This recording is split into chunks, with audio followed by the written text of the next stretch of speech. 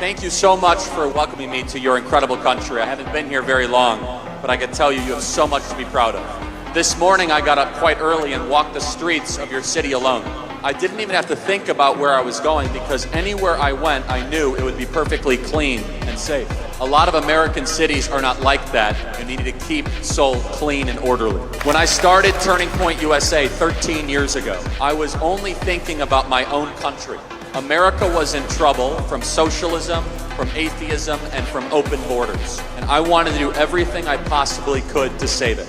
I never could have imagined seeing, though, what I'm seeing here tonight, a global movement for freedom. But I shouldn't be too surprised.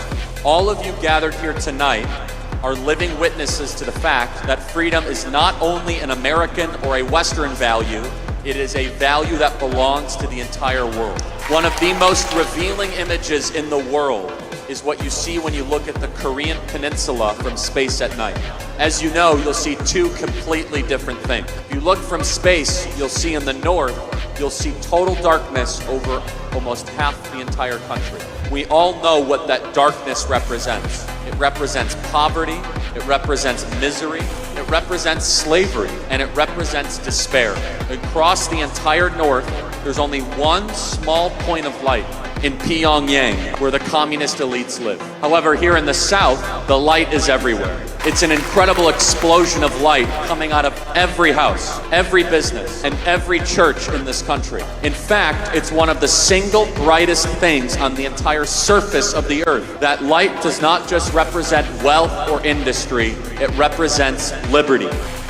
Over 100 years ago, Korea was one of the poorest places in the world. Your growth is nothing short of a miracle from God Almighty.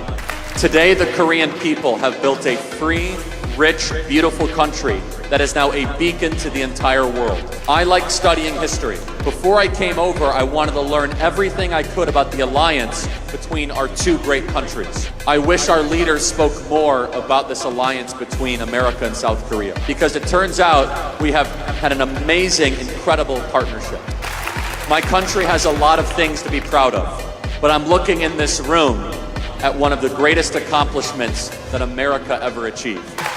75 years ago, communists attacked this great nation. They wanted to conquer and enslave you. Korea was totally isolated with nowhere to turn, to nothing to gain and nothing to receive.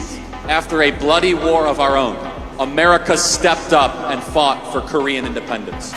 This is what makes America an exceptional nation. We didn't do it for territory or money or to get power.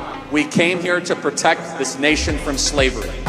In fact, General Douglas MacArthur, my producer tells me, did his famous landing to defeat the communists only about 15 miles from here. When I was growing up, in fact, the middle school I attended was named after General MacArthur.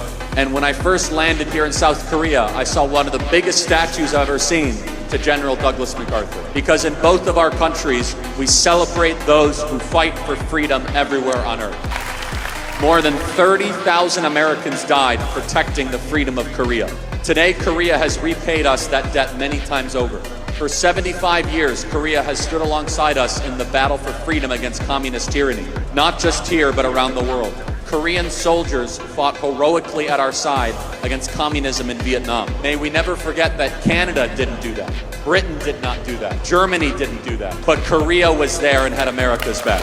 Korean troops helped America in both Afghanistan and in Iraq. And now today, Korea is our bulwark against the growing power of the Communist Chinese Party. Korea has stood with us, and as long as there are still Koreans ready to answer the call, America and President Donald Trump will stand with you.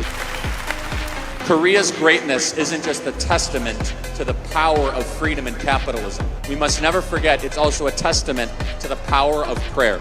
My own nation, America, was settled by Christians and built on Christian principles above all else. Korea is largely the same way. 100 years ago, less than 2% of Korea was Christian.